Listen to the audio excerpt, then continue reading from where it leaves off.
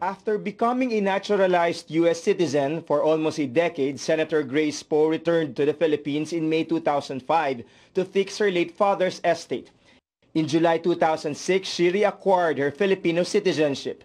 But what was her status between the time she came back as a foreign national until she decided to become a Filipino again?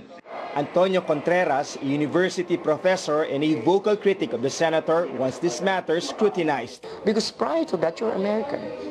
And in fact, if you look at her records, she doesn't even have an ACRI card. Contreras is referring to the Alien Certificate of Registration Identity Card. This requires visiting foreigners or non-Filipinos to register at the Immigration Commission if they are staying in the country for at least 59 days. Poe was here for more than a year.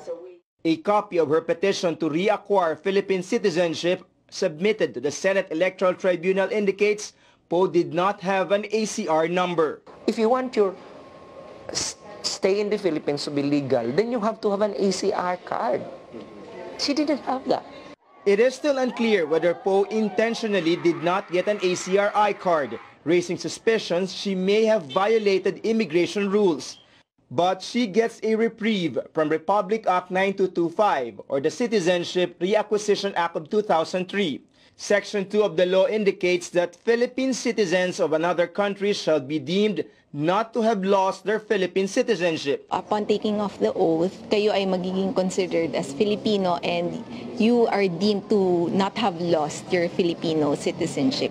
So, hindi na po kayo ma-charge ng immigration violations. But Contreras is still bent on sifting through Poe's records. He asks why did Poe fail to come home and vote for her father when he ran for president in 2004? And why did it take some time since her return in 2005 before Poe decided to reacquire Philippine citizenship?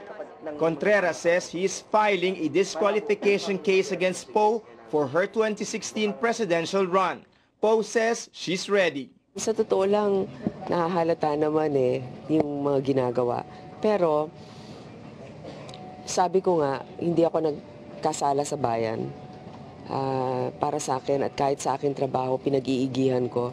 Yun naman sa tingin ko ang obligasyon natin. Inaalay ko ang aking sarili. With still 8 months before the elections, Poe no doubt will have a lot of convincing to do. Not only that she deserves to win, but that she's also qualified to run in the first place.